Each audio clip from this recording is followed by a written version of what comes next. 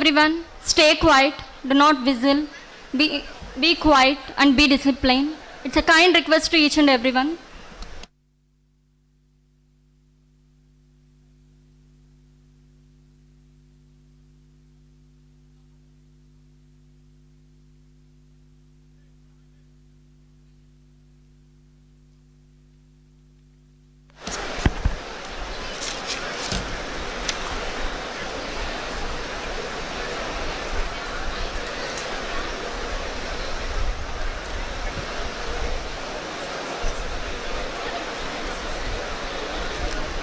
Good morning to all the dignitaries, guests and delegates.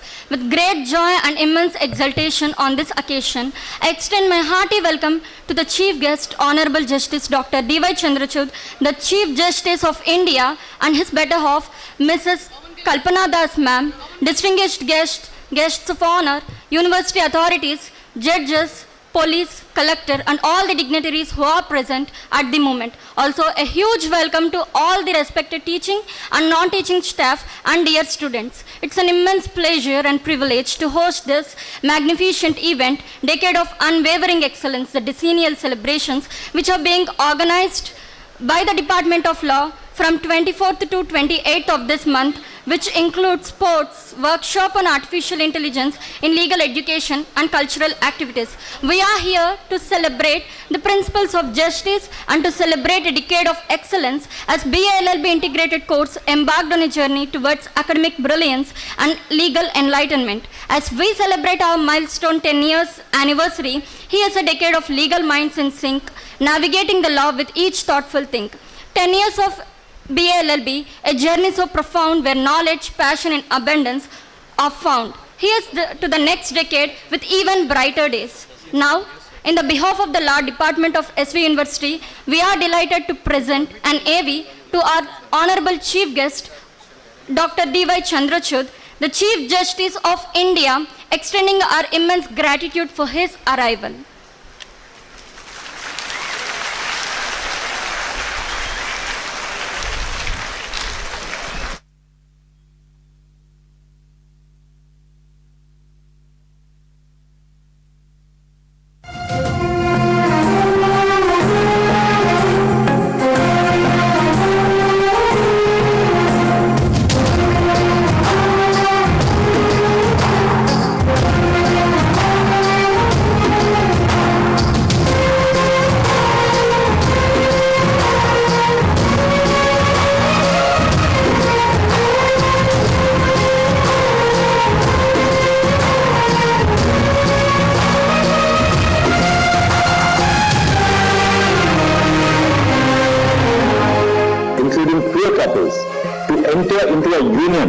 Is protected by Part 3 of the Constitution. Transgender persons in heterosexual relationships have the right to marry under existing law, including personal laws which regulate marriage.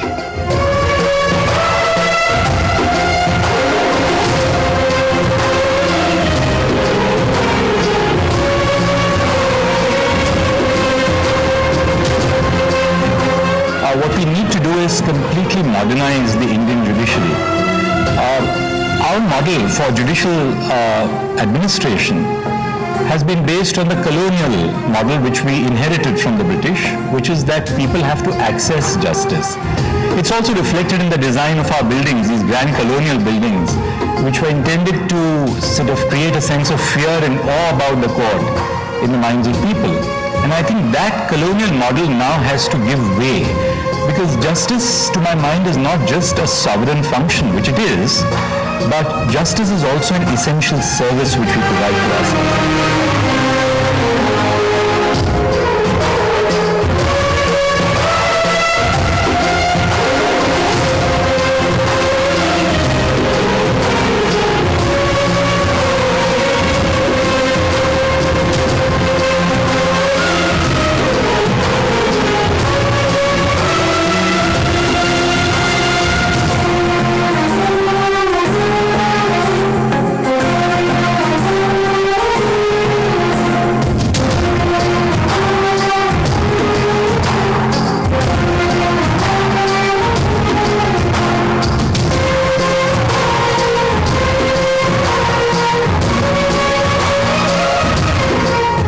India, oral hearing at every stage of a case has become a part and parcel of the basic structure of the legal system. It is heartening to find that the Supreme Court is gradually but surely allowing less and less time for oral arguments as a matter of practice and convention. Shastra Rudi Bariyasi. Conventions are stronger than rules. So goes the Sanskrit saying. Conventions succeed where rules fail.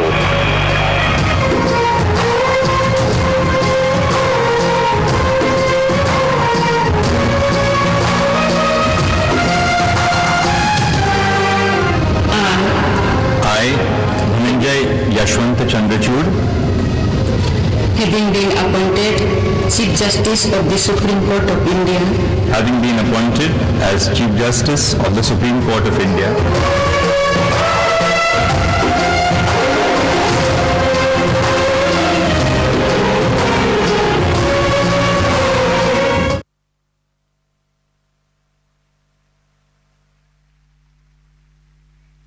the Chief Justice of India.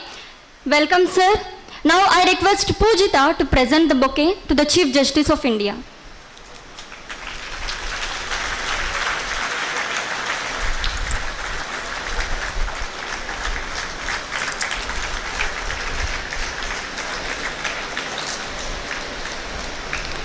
Welcome to the event, sir.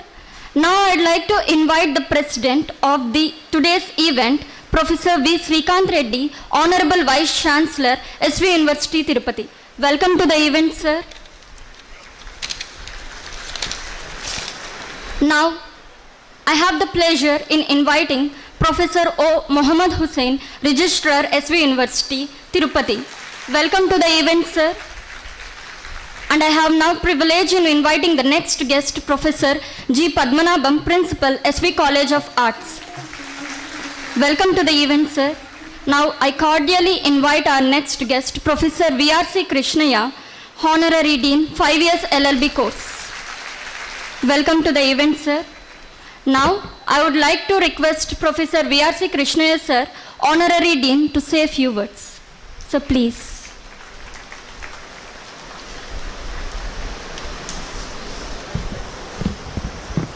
Beloved Vice Chancellor Professor Srikanth Reddy, respected Registrar O. Muhammad Hussain, dear Principal Professor G. Padmanabham, dignitaries of the dais, invitees, students, press, ladies and gentlemen.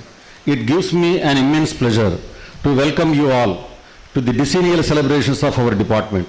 Today marks a significant milestone in our journey of academic excellence and legal scholarship.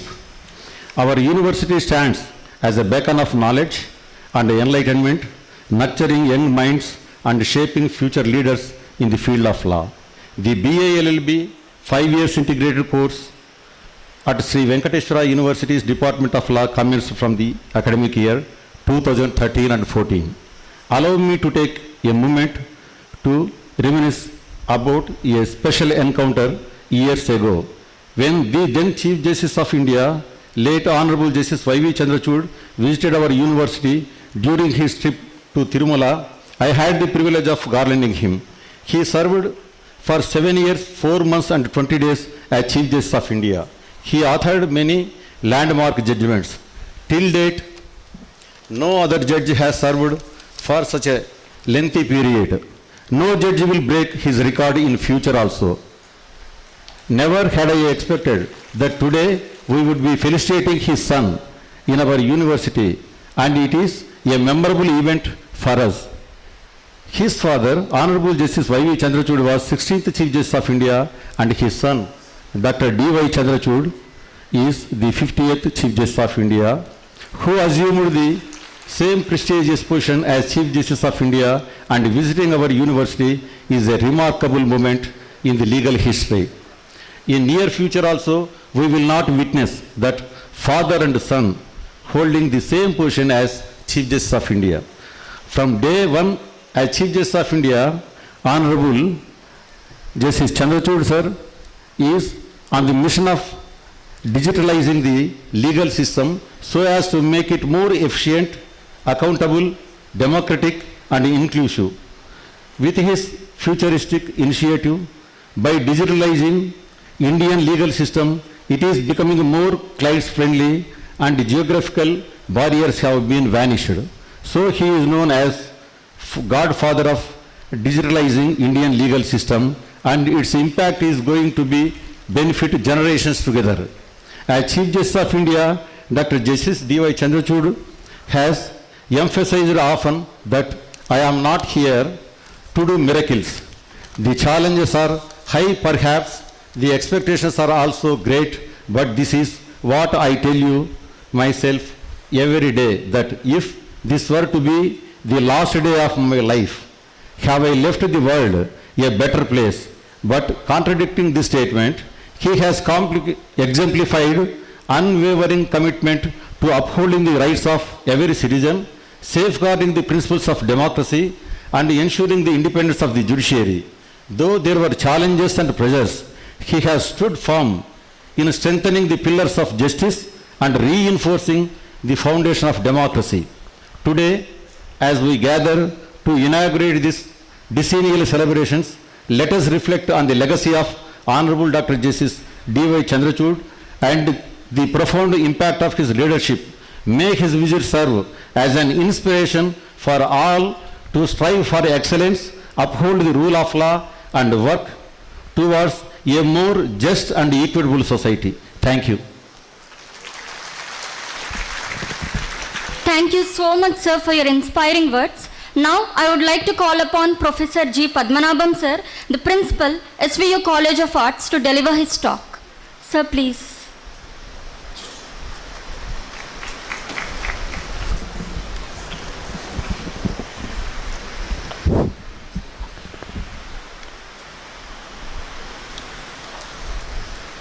सर्वमंगल मांगल्ये शिवे सर्वार्थ साधके शरण्ये त्र्यंबके देवी नारायणी नमोस्तुते. Respected dignitaries on the dais, Honorable Dr. Justice Y.Chandrachud garu, Chief Justice of India, Chief Guest of today's function, Honorable Vice Chancellor, Professor V. Srikanth Reddy garu, respected Registrar, Professor Muhammad Hussain garu, Honorary Dean of 5 Integrated Course Law, Professor V.R.C. Krishna garu, as well as other eminent guests and invitees, ladies and gentlemen, students, friends, good morning to all. A decade ago, the university started integrated course to impart quality legal education to the young citizens of university area. We know the importance of education. There is one stanza in Sanskrit literature, that is, Keyurani naboshayanti purusham harana chandrodzvalaha nasnanam na vilepanam na kusumam nalankrutaamodnajaha vanyeka samalankaroti purusham ya samskruta dharyate kshiyante kila bhoshanani satatam vagbhoshanam bhoshanam. So normally human beings love to wear different kinds of ornaments made of different metals to beautify themselves. But they all, whether over a period of time, the real ornament that lasts forever, which one is education, which makes one always attractive and impressive, and truly or shines with it in life. I understand the integrated B.LL.B. program provides such an opportunity to all the legal students on the campus. I express my sincere gratitude to our teachers, staff, students, and alumni for their significant contribution as we commendable 10 years of excellence in legal education. Let's welcome creating creativity and adaptability in this quickly changing legal environment and make sure our peoples are ready for future. Let's keep upholding the principles of justice, morality, and community service. I appreciate of our steadfast help and commitment. I hope our Honorable Chief Guest, Dr. Justice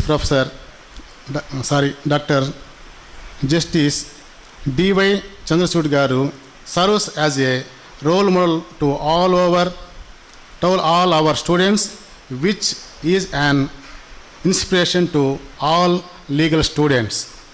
I thank one and all for giving me an opportunity to participate in this program. Thank you.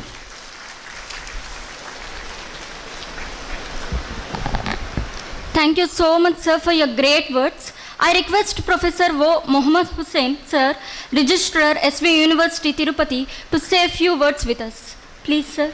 The Vice Chancellor of Sri Venkateswara University, the Principal of SVU College of Arts, the Dean of Law,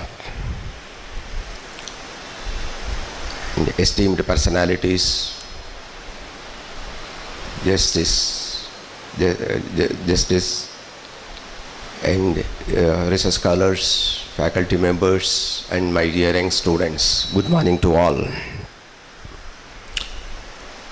I am indeed privileged and honored to associate with this function. Sri Venkateswara University was established in 1954 with a motto of Gnanam Samyaga Vikshanam. Learning gives creativity. Creativity leads to think. Thinking provides knowledge. Knowledge makes you great. So the university is striving hard from 1954 onwards, and presently we have 46 departments and 78 courses in Sri Venkateswara University.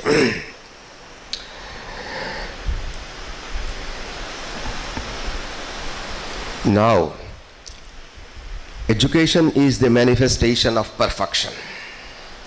Similarly, in this, we have seen lot of strides in understanding. So the motive of this particular program, they have just added artificial intelligence in law education. Maybe I put 2-3 sentences in this direction, being a science faculty.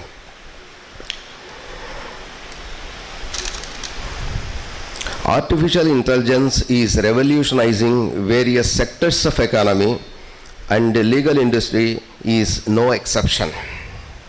In legal education and the level profession, artificial intelligence is playing a significant role in transforming traditional practices, enhancing efficiency, and expanding capabilities of legal professionals. This technology has the potential to streamline the processes, improving research and analysis, increasing access to the justice, and enhance overall the practice of law. And various fields where this artificial intelligence can be utilized in the legal research and analysis, legal writing and assistance, virtual learning and adaptive education, document reviewer and due diligence, and prediction analysis, legal chatbots and virtual assistants, and ethical compliances and research. Not only that, in recent times, I understand a new program came out in artificial intelligence, which is called DEVIN. If requirement is given, the stakeholders will get complete information upon running product. That's one of the things. Suppose if we can give the case laws and their actual intricacies more clearly, this program will directly deliver you the outcome. So such an advances is there. Now I earnestly request all the students make utilize of the artificial intelligence in your programs also. Make more fasten in writing the programs or in writing your legal routine analysis. Also, artificial intelligence algorithms can quickly sift through vast amount of legal data, including cases, statutes, regulations, and legal opinions to provide relevant information and analysis. So this is the era where you can just see that in no time that the acts, rules, regulations, all you will just get if once you feed the data information to the computer. So this will solve many problems. So in this, I earnestly request all the students generate fresh enthusiasm and ambition in your life, and let us make the efforts to create a better world, a better tomorrow, and a knowledgeable society. Thank you so much for giving me this opportunity. Now we are all eagerly waiting to listen to our chief guest soon. Okay, thank you very much. Professor V.R.C. Krishnaya and the galaxy of experts who are just sitting before us, and also my dear student friends. A very pleasant afternoon, and I am really delighted to stand before you to tell something about my university and today's day. As it was mentioned by my colleague, Professor Muhammad Hussain, this is just for the information of the great noble soul here, Y.Chandrachud Garu. This university, sir, was established in 1954, sir. And basically this university was established to cater to the needs of backward region of Rayalaseema and of region of Andhra Pradesh. And it initially offered postgrad courses and graduate courses. Later on it shifted to only postgraduate courses, but today we are offering both postgrad and undergraduate courses, sir. And this university has grown to become the second largest university in Andhra Pradesh, sir, with 5 constituent colleges, and it is offering around 74 programs as said by my registrar. And I tell you, this is one of the best university accredited by as A+ grade by NAC 2024, sir. And we stand on national institutional rankings and BRICS World Ranking, QS ranking, and Asia University ranking. In all these things, the university has created much impact, and one of the most characteristic feature of studying in this university, sir, is commonly reported that advantage of studying at SU University is because of good teachers and positive environment which is available in the university campus, sir. We don't only taught them and give them hands-on experience, and we have been reviewed by various national intelligence agencies as one of the best universities, sir. This long journey on this significant milestones of SVU, great journey, which is 70 years old, the law course in SVU University College of Arts and Science, which was started in 2013, sounds the trumpets of joy of announcing the decennial celebrations of this course, sir. A time to pause, reflect, look back, and thank then the Vice Chancellor, Professor W. Rajendra's vision and guidance in every sphere of starting this course, sir. As we all know, life is an amazing journey which is neither too long nor too short, but we have a special role in experiencing it. Same thing happened to me, sir. When the course was started, I was the Dean of College Development Council, and I became the rector who also foresaw the growth of this course as an academic head of the institution, and then now as a present Vice Chancellor of this university, have experienced this pleasantness of this course journey in this university, sir. The course has journeyed and is a very significant manner, though it all the ups and downs and hurdled over all the challenges, sir. These celebrations are adorned with your presence, the Honorable Chief Justice of India, and I wish that event will be a conglomeration of legal, cultural, academic, and create a platform for the best minds to compete against each other in pursuance of fostering an intellectual disclosure and synergy. This celebrations aims to provide students an opportunity to showcase their intellectual, orational, and research skills. If we all have desired happiness in our life, we need to say thanks, because it is the only way or only language which the deaf and the blind can hear and see. It is also believed that it is not the happy people who are thankful, but it is thankful people who are happy. And as a Vice Chancellor, it is my pleasant duty to thank each and every one when this course was started and made this journey so smooth and made this journey come up with all the obstacles. And I thank every one of them in this journey who has made this event possible with all genuineness.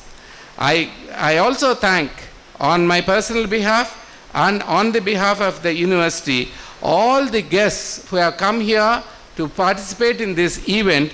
And also I thank you, sir, for your inspiring presence on this day and benevolent deeds, your benevolence in deeds also have been very inspiring to us, and our students are waiting for your words of wisdom which you would share on this auspicious day, sir. We look forward for your thought-provoking address to my students and how they should behave in the society and how they should go ahead in their life course, sir.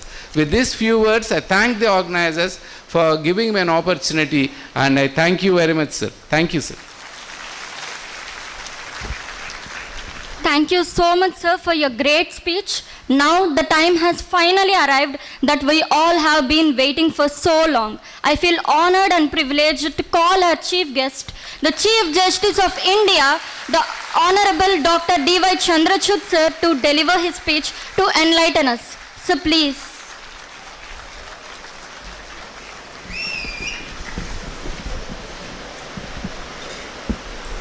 Thank you.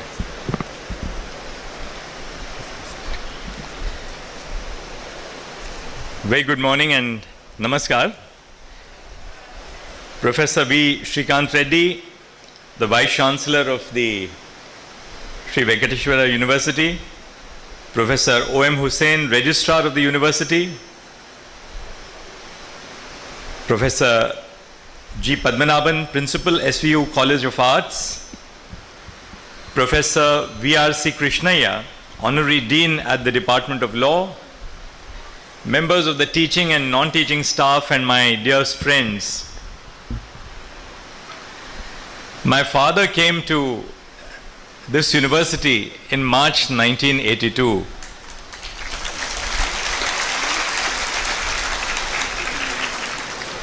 When I came to Tirupati last year, a team of your students and faculty met me and said that, well, we have to replicate this by your visiting our university. And I gave them a promise which I am fulfilling today of coming and being with you.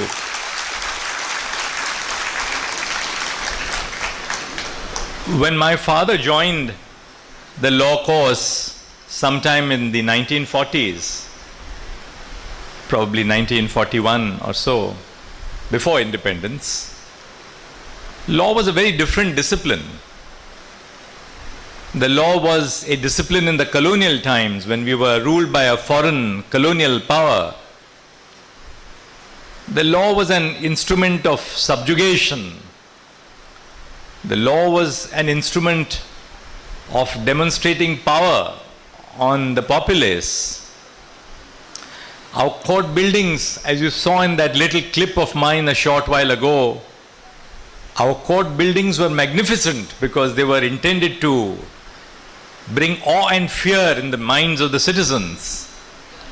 When the judges came to the court, they were preceded by red turbaned ushers who brought in a silver mace to tell the people that if you don't comply with the law, this mace will take care of your life and send you somewhere to Mandalay, to the Andaman and Nicobar Islands, or wherever where our freedom fighters were incarcerated. My father used to tell me that there were just about 2 girls in the class, and a separate bench was reserved for them in the first row to shield them from the gaze of the male students. Because to have a woman in the class in those days was a rarity. But how times have changed. As I look at the audience this morning, I'm delighted to find that half or more of you are women.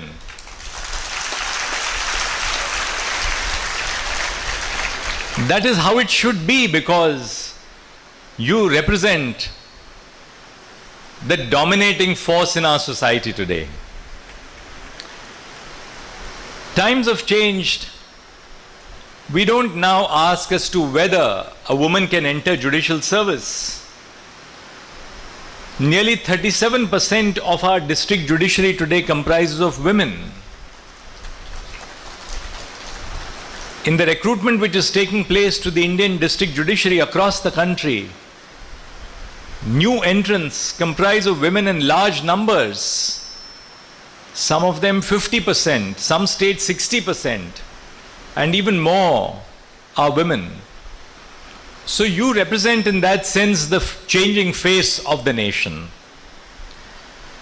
But you have to always reflect on the purpose why this social transformation is taking place in our society.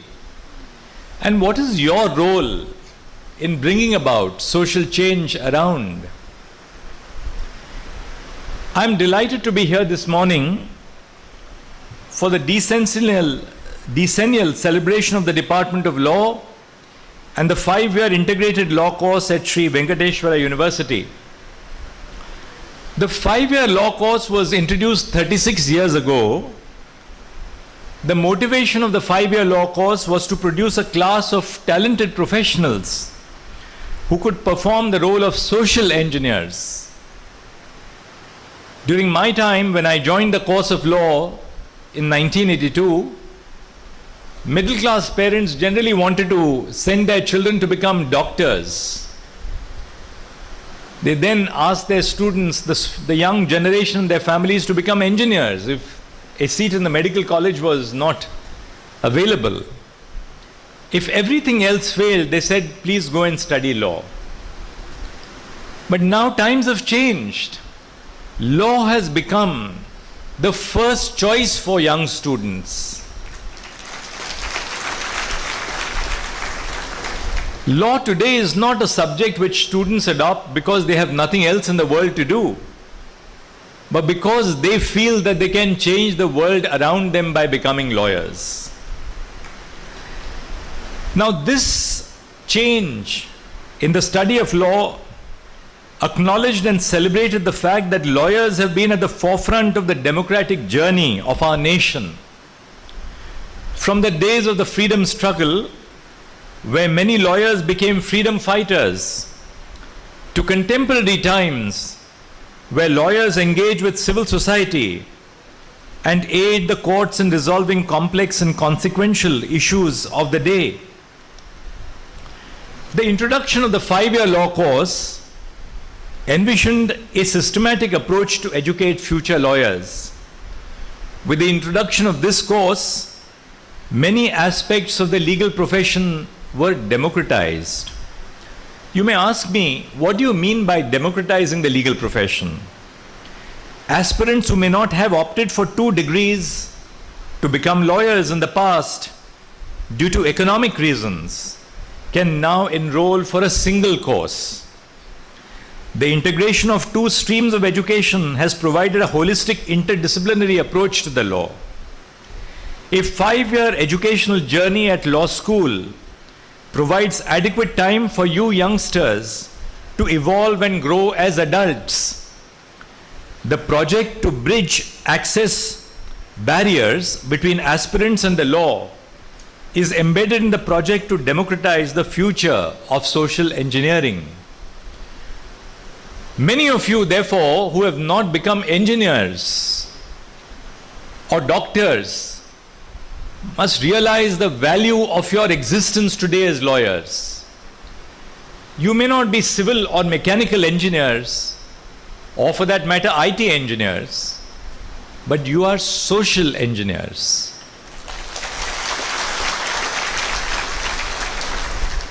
You may not have become doctors to administer medical care to the wounded and the sick, but you are lawyers who are intended to heal the wounds of society. As lawyers, your role is cut out in the future of our democratic nation, and your role is cut out to be the torchbearers of freedom, liberty, and equality. I am reminded of what our Honorable President of India, Srimati Draupadi Murmu ji, said in her address on the occasion of Constitution Day 2022. The President of India reminisced her formative years when villagers would synonymize lawyers with God Almighty. This was because people would approach lawyers in their hour of crisis and rely on them to solve their problems.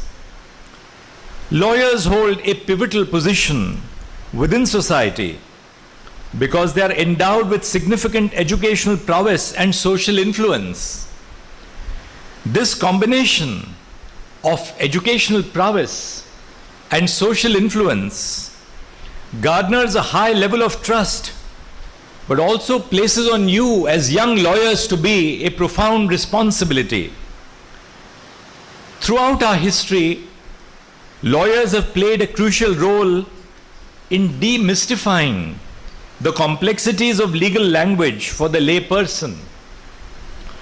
Lawyers serve dual roles as the voice of the people in the courts and simultaneously as interpreters of the law for the masses. So during your journey in law school, you will of course learn the phrases which our non-lawyers don't know about. You will know about res judicata, you will be taught about promissory estoppel, you will be taught about the principles of natural justice, that no man should be, and man you mean no man, woman or third gender, no person should be condemned without being heard. Audi alteram partem, no person should participate in a decision of a case where they have a personal interest. Nemo judex in sua causa. So you serve as you imbibe these legal principles, yet your role is to demystify these principles in your engagement with society. A farmer who comes to you with a mutation case or for a suit for partition, you cannot really explain their rights in Latin terms, because these Latin terms would be Greek to our clients. You have to demystify the law, make it simple for people to understand. But you also interpret the law and rights to common people. Therefore, when I write as a judge, I always ask myself, whom do I write for? Do I write for academics who will critique my judgment in law journals? Do I write for an esoteric part of society which disbelieves everything good that is happening in society? Or do I write for common citizens in a language which they understand? Remember that lawyers act as a conduit, as the connecting point between the intricate details of legislation and regulations to those in search of justice. For the citizen who approaches you, it is not the black letter of the law, but the quest for justice which defines their confidence in your abilities. It is imperative for you, students of the law, to keep learning and evolving to meet these important tasks which have been entrusted to lawyers by our society. This requires critical engagement and ability to listen to different perspectives and a genuine interest in the well-being of people around us. Listen. The one thing which I have learned as a judge, and even before that as a lawyer, is to listen. When I was a lawyer, I would listen to every word that was said by my client. I would listen to my client because that listening gave me the story of injustice. When I heard that story of injustice, I would translate that story into legal language for the judge. I would also listen to the judge because the judge would be constantly telling me about the deficiencies in my case which I had to meet. Because if I did not persuade the judge, I couldn't succeed for my lawyer. I couldn't succeed for my clients. So therefore, listening, articulate presentation, and the ability to understand are key virtues of the practice of law. When I received the invite for today, I was glad to see that the celebration has been named Nyayotsav, or a celebration of justice. Our constitution embarked on this festive journey over 7 decades ago. Justice is a preambular virtue, preambular in the sense that is referred to in the constitution at the forefront. Justice, social, economic, and political. But its presence also signified the historical lack of justice perpetuated by colonialism, casteism, social hierarchies, and patriarchy in our society. The differing visions of the idea of justice are an example of the importance of engagement and critical learning.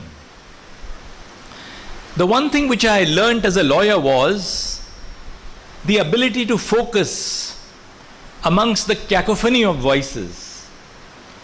When I joined the Mumbai bar, the Bombay bar as it was then called, our bar room was a melting pot of ideas, a melting pot of religions, a melting pot of ideologies. People around me on the bar table would be discussing everything from the stock market to the latest score in the cricket match, to how a judge had not understood a particular point which a lawyer was making, or better still, where people were going to go out and have lunch that day. But between all this, you had to focus and try and understand the case which you had to present before the court. But this taught me something very important about Indian society, which I must share with you. We had lawyers who were fiercely opposed to each other in the courts.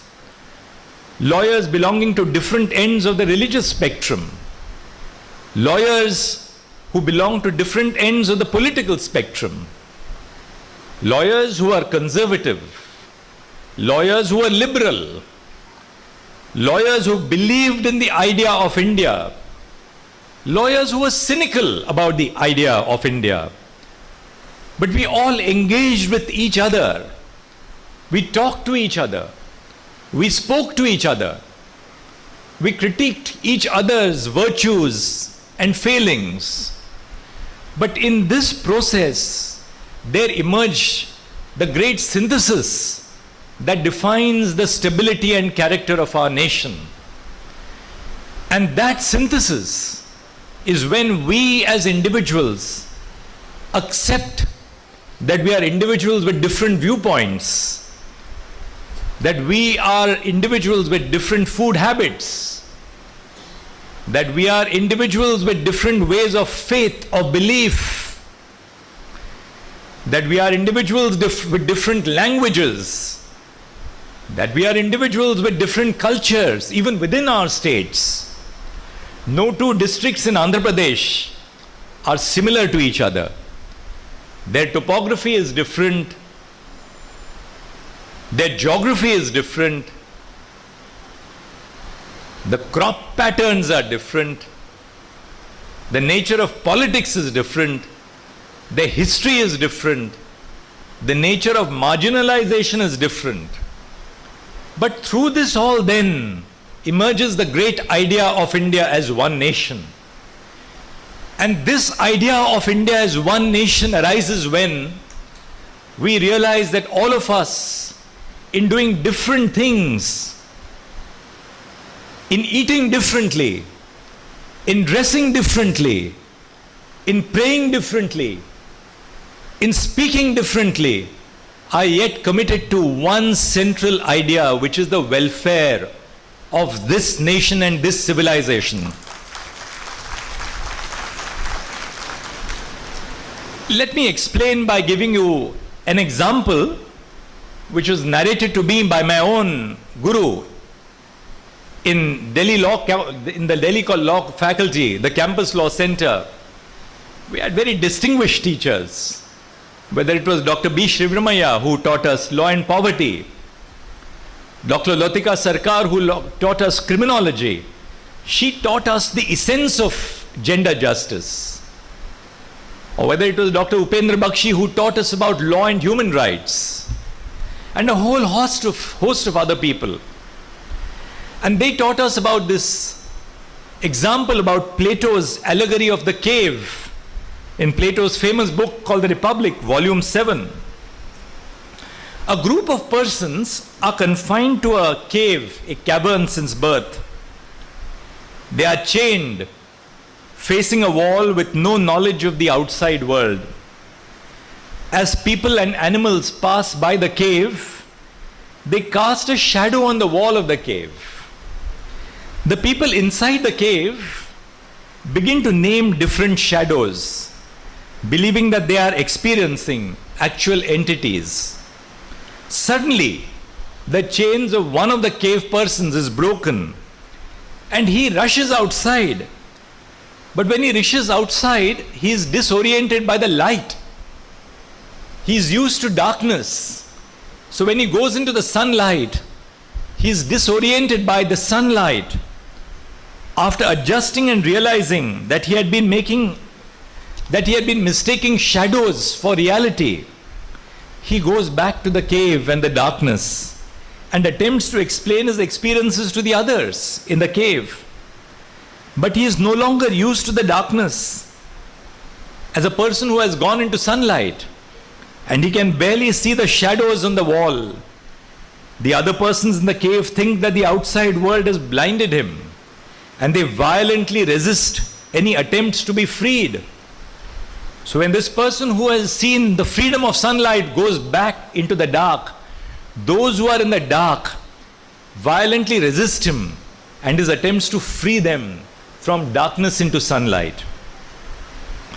Plato's example shows how fickle our perception can be as human beings. The chained people in the cave believed the shadows to be real entities because their life was limited to their experiences of only seeing shadows on the wall. You know, as children we used to always make those shadows of deer with our hands, deer or the snake or the tiger. You remember all that? When one of them is freed, he finds it difficult to reconcile the conflict between his version of reality and the physical entities and light outside the cave. He grows to perceive light and physical objects only when he gets the opportunity to see and experience it for himself. When we speak of high ideals, we must desist from making them mere platitudes or mantras. Our perception of reality is influenced by our experiences of life. These experiences are in turn dictated by our social and economic location in life. While we may not be able to step into each other's shoes to question our beliefs and understand others, we may adjust for it by showing a genuine interest in our fellow beings and lending our ears to their perspectives. The people who remained chained in the cave had no way of understanding what their freed companion was saying. They were not only comfortable in their ignorance, but were hostile to their companion who pointed it out. In our life, therefore, we get the opportunity to play all the parts in this example which I gave you from Plato's Republic. In some instances, we are the people casting the shadows in darkness. In others, we are the freed cavemen. You take your pick on whether to be the cavemen in darkness or whether you want to be the freed men who are in the sunlight. But nevertheless, we must resist becoming the cavemen who refused to engage with their companions and violently defended their right to ignorance. And my little message to you this morning is, please don't do anything to defend your own ignorance. Defending your own ignorance as human beings is the easiest path to follow. We have within each of us the light as well as the darkness. Within each of us dwells the light, but that light can be put out by what dwells within us, which is ignorance. So it's a constant battle for us to ensure that the light within prevails, and that light between our lips, in our hearts, in our minds, in our bodies, in our souls is not extinguished by the darkness of prejudice, by the darkness of hate, by the darkness of not accepting others for what they are. You will find over a generation that life has its highs and lows. In any given society, different people may feel a sense of injustice. They may feel that their life is more difficult in comparison to others, or that they have to work harder to achieve the same goals as others. Many of you who have come to law college may be the first generation which has come to a college of law. Some of you may come to the college of law as a second or the third or the fourth generation. Unfortunately, justice remains an inequitably distributed virtue. In understanding social justice, we must be self-introspective and understand the systemic causes for the maldistribution of resources, opportunities, and life chances. The recipe for our grand emancipation is to engage in a deliberative exercise and lend a ear to people from diverse backgrounds and perspectives. In our mission to understand and secure justice to all, we must bear in mind the means to deploy and not to deploy in arriving at justice. You must always realize, young students, that however important your object may be, your means cannot ever justify that object if your means are not fair. The framers of our Constitution have stipulated for social, economic, and political justice. But the idea of justice stipulated in our Constitution is not an end or goal in itself, but it represents an ethic to be continuously practiced. And nothing is worth in life if you have to give up your ethic in search of your goals. A justice-oriented approach to constitutional governance assumes a democracy which is discursive, which is deliberative, where we respect each other for our viewpoints. In a discursive democracy, decisions are made with consensus, in constant dialogue with the people. Different constituent groups of the society can exchange their views with each other, persuade their fellow citizens, and aspire to achieve their goals. As Chief Justice of India, I preside over a collegium, representative voice of either the collegium or my court. My ability to incorporate the voices of all others around me defines the legitimacy of my own work as Chief Justice. My colleagues in the collegium are drawn from Delhi, as Justice Sanjeev Khanna is, Justice Bhushan Gavai, coming from the Bombay High Court, from Mumbai, representative of the ideals and aspirations of the Dalits, of the Bahujan Samaj, of Justice Suryakant, who comes from Haryana, of Justice Anirudh Bose, who comes from West Bengal, Calcutta. So between the five of us, we represent the diversity in so many which ways of the nation, of people who think a little differently, but who are all involved in one mission, the mission of making our court a more legitimate institution, efficient in the cause which it subserves, and able to provide justice to common citizens. Therefore, our deliberations, our discussions are premised on the postulate that when we engage people in our conversations and exchanges, we arrive at better conclusions for the entire community. When I was a young law student like you, much of our discussions took place in the classrooms. We asked our professors difficult questions. Sometimes they found our questions inconvenient. But a lot of our discussions took place not in the classroom, but while eating in the bar, in the canteen of the Delhi University, or having that cup of tea outside the classroom on those cold wintry mornings, because we felt that all the problems of India and the world were on our shoulders. And we always thought that we had solutions to those problems which those in authority could not see. When you grow out from the margins into authority, you realize how difficult governance is. It is very easy to stand outside the system and to say that everything is wrong with our system. It's very easy to do that. Because when you stand outside the system and criticize the system, it's simple because you have no stakes in the outcomes which are reached necessarily.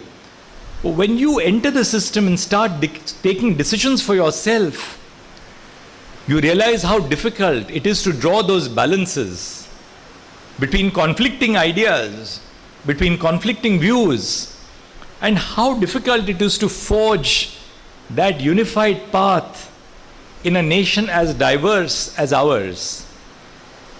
So when you deliberate, when you engage, when you speak, don't be cynical. Be optimistic about the future of India, because the future of India truly belongs to the young. Our economy, our society is now reaping what is called the demographic dividend. And that is because we are predominantly a young society. We are not predominantly an ailing, or for that matter, an elderly society. We are a young society. So reap the demographic dividend which you represent.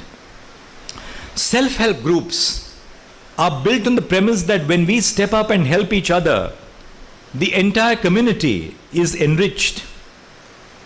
Similarly, when we make accessible infrastructure, we create the curb cut effect. What is a curb cut effect? The curb cut effect is that the pavement ends with a sharp cut. Somebody in a wheelchair cannot enter that pavement. Now, what this really postulates is that everyone, regardless of disability, must be benefited from accessibility features in our society. Another example is what all of you would have learned in your class on environmental law, the environmental impact assessment. The assessment studies the environmental impact of a given development project. In doing so, it engages with the local community, where the proposed project will take place to gather views and facts about the interrelated socio-economic, cultural, and human health impacts. The report of the assessment is instrumental in deciding whether the project must be implemented and whether the life of the community would be irreparably harmed by the project. It allows the state to calculate the appropriate amount of compensation for the environment and the community. This deliberation, inherent in the environmental impact assessment, is an indispensable part of justice for the community where a development project is proposed. In other words, the community may be harmfully impacted if its needs and project's impacts are not properly studied. In a deliberation, marginalized segments of our society and citizenry get the opportunity to express their grievances and demand that their lived experiences be taken into account. It is premised on a decision by consensus. On a macro scale, our country has charted on a democratic and deliberative journey to achieve social, economic, and political justice. But on an individual scale, lawyers must imbibe the ethic of a respectful exchange of ideas, empathy, and justice for the weak. Just like our Constitution envisages an ideal environment of debate and deliberation to arrive at justice-oriented results, we must aspire in our personal and professional settings to create an environment of openness and freedom. How do you create that environment of openness and freedom? You create that environment of openness and freedom by hearing others, whether at home or outside your home. In my years of adjudication as a judge on the bench of the Bombay High Court, later as Chief Justice in Allahabad, and now in the Supreme Court as the Chief Justice of India, I have realized that the best lawyers are not those who constantly interrupt counsel representing their opposite party, but lawyers who listen patiently to the arguments and respond with articulation, knowledge, and restraint. There is a misconception that only those lawyers succeed who will shout the loudest, who will interrupt the other side the most, and who will try to browbeat the judge. Please rest assured that this is a complete misconception. The lawyers who succeed are those who have the ability to use reason as the path to justice, who use common sense to illuminate the path, and who have the ability to engage with the judge by persuading them to a point of view which they represent, however unpopular it may be. The first environment where many of us come into our own as adults is our college life. Our experiences in college inform our worldview and develop our temperament while engaging with personal and professional life. If we want lawyers to contribute to society and to justice in our society, we must create an environment conducive to their free thinking and independence. Always be free to ask questions. There are no theorems in law. Never accept something which is informed to you as gospel truth. Ask yourselves why this is treated as gospel. Ask yourself, is there a better question? Ask yourself if there is a better alternative to the path which we have chosen. We must therefore inculcate in our students the ability to question with reason. I emphasize on reason because we also do not want to promote pessimism by questioning everything without a reason. Both aspects are necessary. A sense of faith in the system is necessary. A faith in our democracy is necessary. As much your faith in your own ability to question and seek better options and alternatives. In our imagination of an emancipated society, we must think of the ends we want to achieve, of the goals we want to achieve. But no matter how exhaustive we try to make our aspirations for end results, it will remain ineffective unless we have an ecosystem which imbibes and perpetuates the values which we wish to see in our ideal world. A piecemeal approach to justice is illusory. Similarly, a hope for an intelligent, proactive, and vocal legal fraternity is illusory if they are deterred against free thinking in college. So I would invite you to be free thinking young students in your years in college. Also remember that the pursuit of life of law is lifelong. Every day when I open my digitized files to open the 60 odd cases which come before us on Monday and Friday, I realize that law is a lifelong learning experience. No case is similar to the other. If as lawyers you feel that, oh, I know so much about this branch of law that I don't have to learn much more, that will stop your own evolution and growth.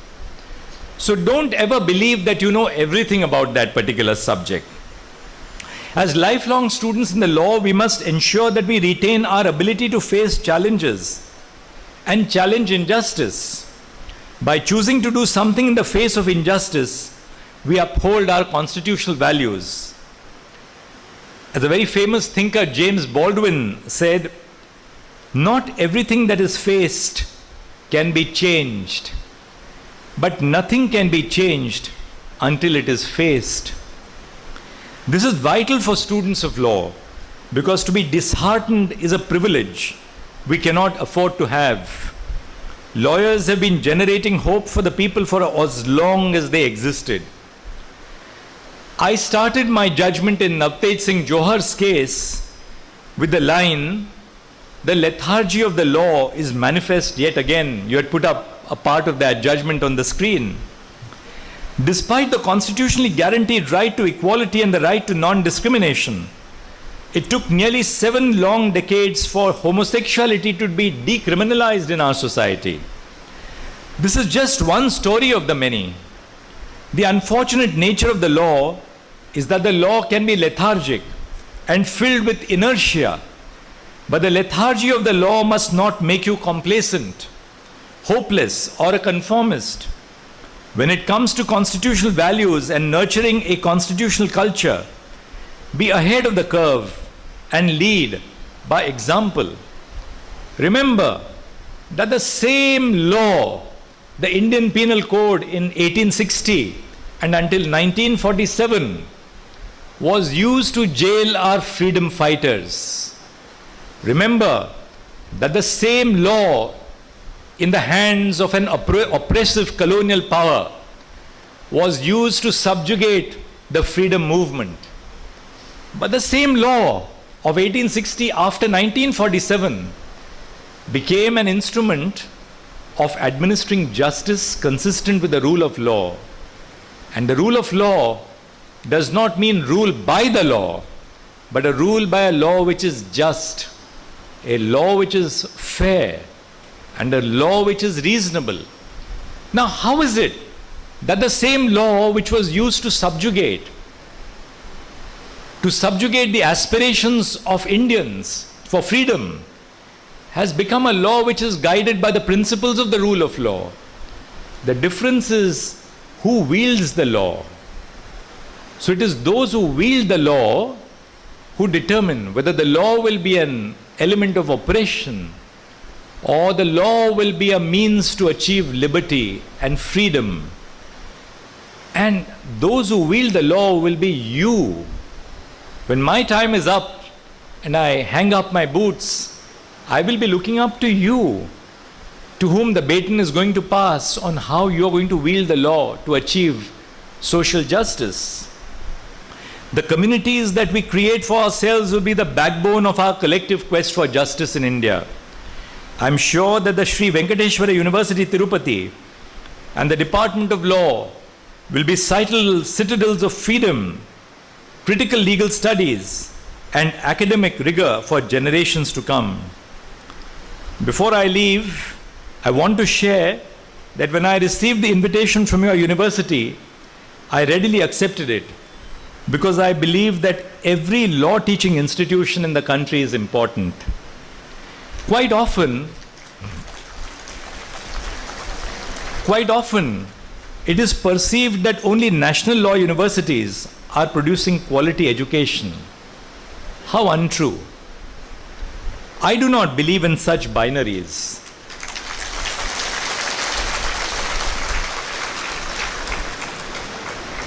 The ability of a university to succeed does not depend on what information you give students, but whether you allow your students to think. The object of a university and a law university is not just to learn what the law is or to learn the law, but to learn to think about the law. So please learn in your 5 years, or some of you are in your 5th year, in whatever time you have, or in your 4 years, or 3 years, or 2 years, or 1 year that you have left to be lawyers, that your success and your mission in society must be to think about the law. No matter where you study from, you can still excel in the legal profession. People from Andhra Pradesh have become top doctors across the world, top engineers, top IT professionals.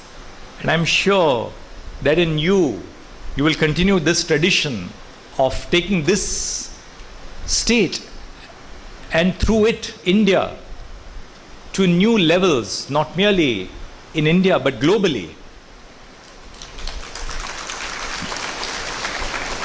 A lot of people will tell you that you shouldn't go abroad, but you must come back and settle. I do not belong to that particular point of view. Some people will tell you don't earn money, but only contribute to the social good. Again, I do not belong to that particular viewpoint. My viewpoint is very simple. In everything that you do with a sense of mission, fulfillment and purpose. Some of you will become lawyers who will wear your coats, black coats and your bands, and you will go and get an injunction for a client. Others may become judicial officers and join the district judiciary. Some of you who may become like the eminent people on the dais and your faculty here, law teachers. Some of you may not stick to the law at all. Some of you may become chefs, poets, writers, politicians. That's fine. Some of you may be global torchbearers of India across the world and never come back. But I'm sure that the values which you have learned from your law studies at the Sri Venkateswara University will keep you in good stead, whatever you do in your life. At the end of it all that matters is the commitment to learn as much as you can and then pay back to society in whatever way you can. And each one of you has the ability within you to pay back. And the payback time does not arise when you start making money to pay back. The payback time arises now, irrespective of whether or not you have any money in your pocket. Thank you, and I wish you all the best for the future.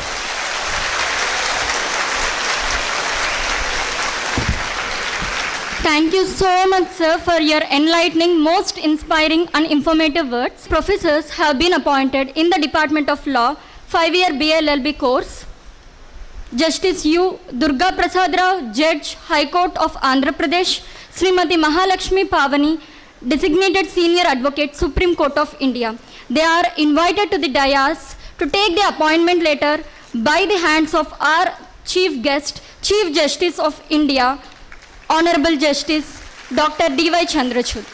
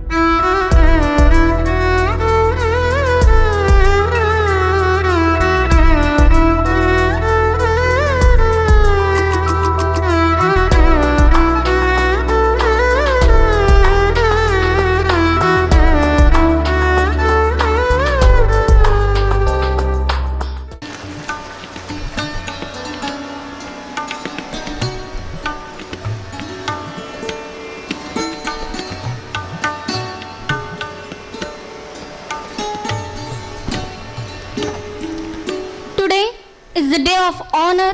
Today is the day of motivation. Also, today is the day to felicitate our respected Chief Guest, Honorable Justice Dr. Y.Chandrachud, the Chief Justice of India. The better half of our Chief Guest, Chief Justice of India, Kalpana Das ma'am, please come to the dais for the felicitation of our Chief Guest. We extend our gratitude for accepting our invitation and gracing today's event with his presence. Respected guests, Vice Chancellor, Registrar, Principal, Honorary Dean, to felicitate our Chief Guest, Honorable Chief Justice of India, Dr. Y.Chandrachud.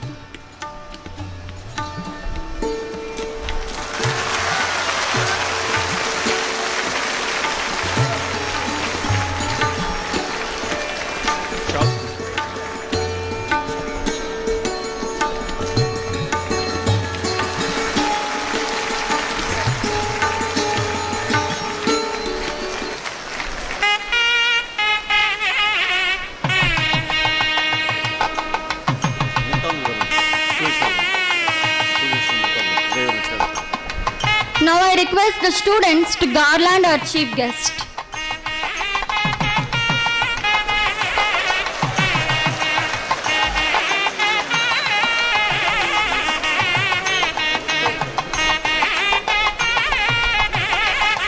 Students, you are allowed to the dais to garland our Chief Guest, Honorable Justice Dr.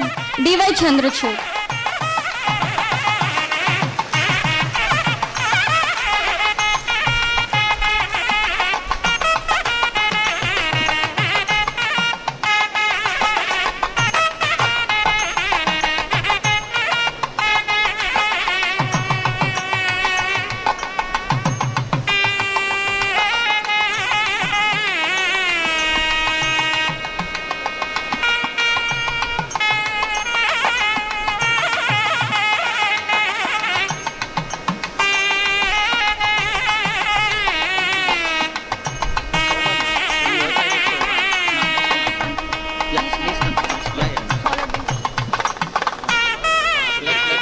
Everyone, please give a big round of applause.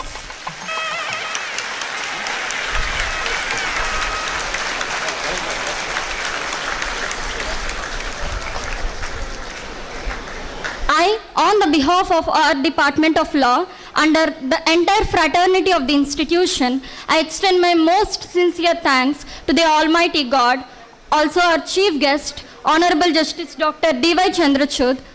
Also, thank you to each and everyone present over here for making today's event a resounding success. Thank you so much. Now, I request all of you to stand up in respect to our national anthem. And one special thing that I should mention is,